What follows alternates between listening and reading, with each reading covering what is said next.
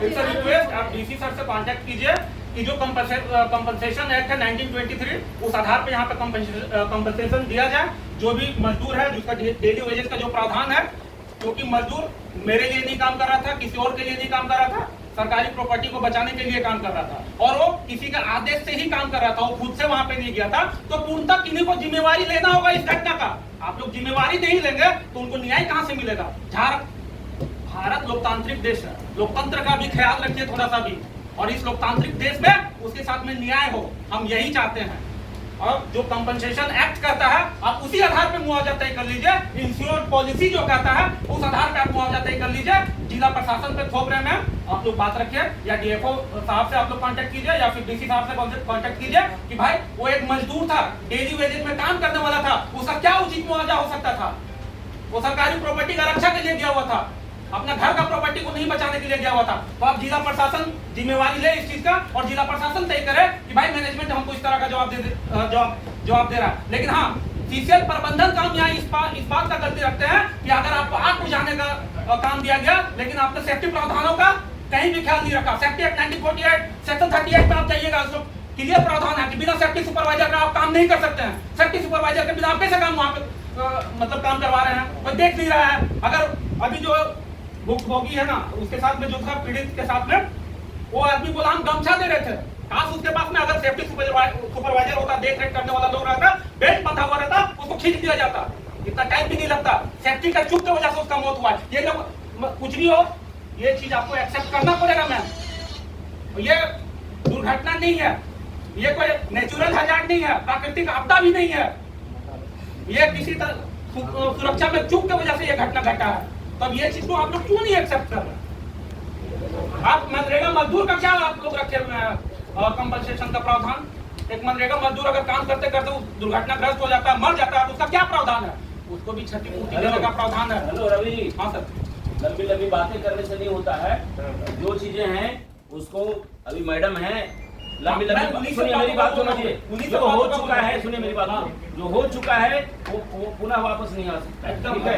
अब जो हो चुका, जो घटना घट गई है उसकी बात को वहीं पर आप अंत कीजिए, बाकी चीजें जो है उन पर बात कीजिए। सर उन्हीं बातों का मैं रख रहा हूं, जो प्रावधान है उस पर बात कीजिए।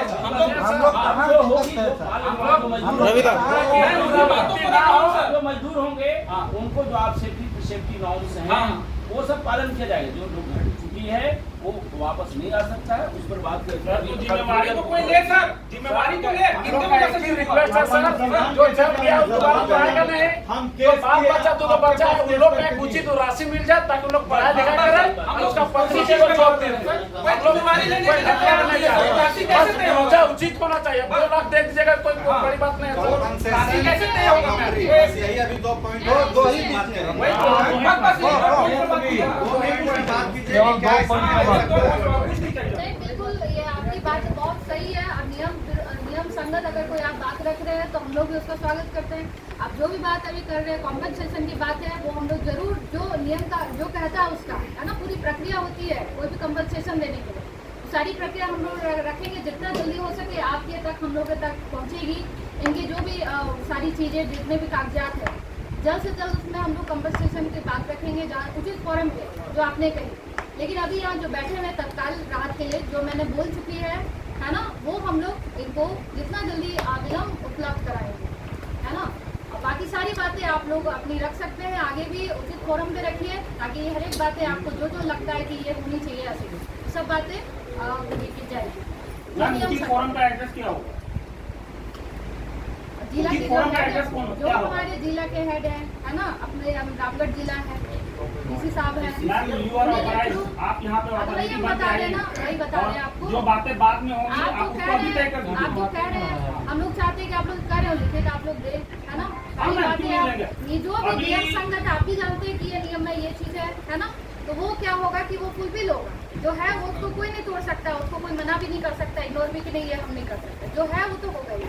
आप रखेंगे अपनी बात, आप लिखेंगे, आप देंगे, और वो स्टेज बाय स्टेज सारी बातें जल्द से जल्द पूरी हो। और इस बारे में हम डीसी साहब से भी बात करेंगे, बैठेंगे, आपको जो बात रखी आज तुरंत अभी बात होगी, ये आपको मांगे, ठीक है। लेकिन अभी जो हम लोग तत्काल आज क्यों बैठे हैं, अभी क्यों बैठ रहे, बातें तो हम लोग अब आप ये चीज एक्सेप्ट कर रही है कि वहाँ मृत्यु हुआ है, डेड बॉडी रिकवर नहीं हो रहा, आप ये एक्सेप्ट कर रही है ना मैम? तो फिर ये क्यों नहीं एक्सेप्ट कर रहे हैं कि उनको मुआवजा दिया जाए? जरूर हम लोग तो चाहते फिर हैं मैं उसका मुआवजा मिले। आप उचित फॉरम का बात कर रही हैं, आप इनके अंडर में मजदूर था, जो कॉन्ट्रैक्टर थे उनको आप यहाँ पे अभी लाइए। आप सोचिएगा कि उसको मुआवजा उस तरीके से मिले जो एक नियम संगत है, तुरंत तो नहीं होगा, वो तो तुरंत आप लोग है ना, वो बाय प्रोसेस होता है, वो जरूर मिलेगा। आप खुद बोल रहे हैं कि ये एक्ट में हम लोग जान ये एक्ट में, तो उसको मिलेगा ही वो मिलेगा। कोशिश है, लेकिन आप जिम्मेवारी लेगी तब तो मैं आप बोल रहे हैं मेरे फॉरम का बात नहीं है। सर बोल रहे हैं एफआईआर हम लोग किन पे करेंगे? एफआईआर हम लोग किन पे करें? देखिए वो तो देखिए, या तो जिला प्रशासन को एफआईआर करना होगा या तो फिर जीएम साहब को एफआईआर करना होगा कि एक केस तो बनेगा मैम, क्योंकि देखिए मेरे पास साक्ष्य गवाह है, केस तो बनेगा। तो हमको तो किसी पे केस करना होगा। अगर कोर्ट पे जाते हैं, काउंटर जाते हैं, नियमों पे चलते हैं, तो कोर्ट पे जाके हमको लड़ना होगा। तो केस तो किन्हीं पे करना होगा मैम, तभी तो जाके बात बनेगा। केस नहीं करेंगे तो बात तो बनेगा नहीं मैम। तो ठीक है, हम लोग एफआईआर करते हैं, देना है जो देना आप लोग दीजिए, जो फॉर्म में बनता है आप लोग जिम्मेवारी दीजिए, हम लोग उस पर एफआईआर करेंगे। किसी का जान चला गया है मैम, आप लोग इतना लाइटली कैसे बात करते हैं? तो फिर मैम नहीं देखिए, आप ठीक है एज ए प्रशासन आप अपनी जगह पे बहुत सही है, लेकिन जो काम करवा रहे थे वो जिम्मेवारी से क्यों पीछे हट रहे हैं? पूर्णता अगर वो लेबर पावर वो सप्लाई कर रहे हैं तो लेबर का जिम्मेवारी पूर्णता उन्हीं का बनता है। आप उन पे क्यों नहीं दबाव बना रहे हैं?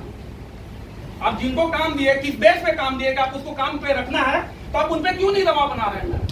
आप लोग की तरफ से बात नहीं आ रही है, ये बात तो रखेंगे ही। नहीं, ये तो आप पे ढाल दे रहे हैं कि जो जिला प्रशासन तय करेगी। ठीक है, जिला प्रशासन आपसे बात कर रही है, आपकी तरफ से बातें आ रही है कि किसकी गलती है क्या नहीं है, इस बात को हम लोग ले रहे हैं, रख रहे हैं, ये बात समझ भी रहे हैं। नहीं तो हमको तो केस करना होगा मैम। अगर आप काउंटर पे जाती है तो हमको केस करना होगा, सरकारी प्रावधानों के आधार पर केस होगा।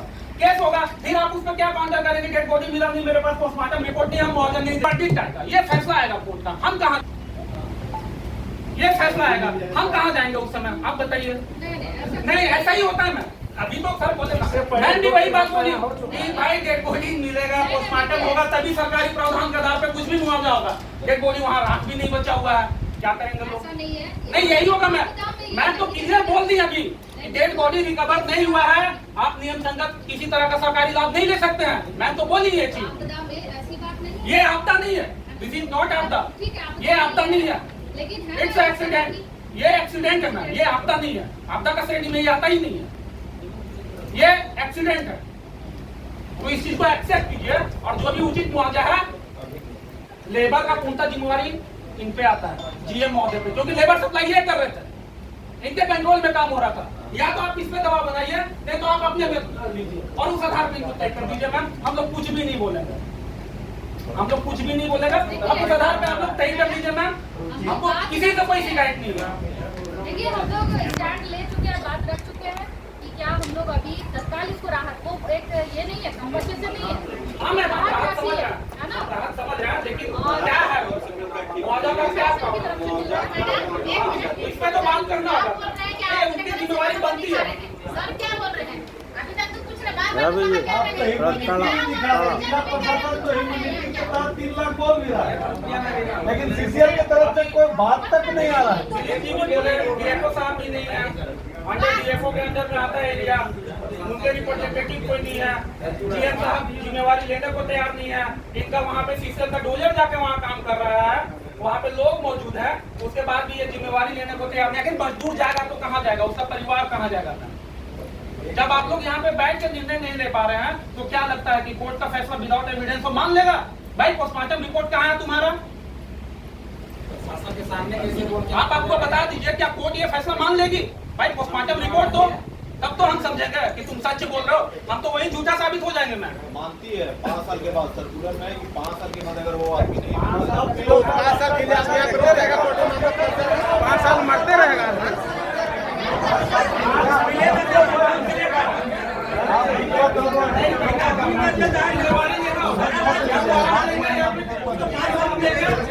पहले तो जिम्मेवारी जिम्मेवारी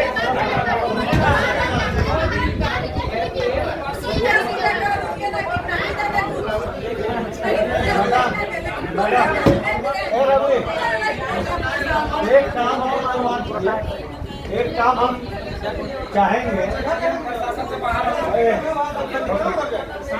हम जीएम साहब से एक चीज अनुरोध करना चाहेंगे, जो आप वर्क ऑर्डर कॉन्ट्रैक्टर को दिए थे, काम करने लाया वो वर्क ऑर्डर की एक कॉपी हम लोगों को क्या रवि ग्रुप इंश्योरेंस होता है, ESIC होता है, स्कीम के तहत तो जानते हैं, पता होगा। देखिए जो अगर साथ ग्रुप में मैडम इंश्योरेंस या ESIC जो साथ रवि जो साथ में ड्यूटी कर रहा था, रुकिए मैडम, जो साथ में देखिए काम करने वाला आ गया। ठीक है, बहुत अच्छा आपने बात कहा है। उसका एक वर्क ऑर्डर हम लोगों को दिलवा देंगे। और मैडम जो आ गया उसका कॉपी हम उपलब्ध करा देंगे। मैडम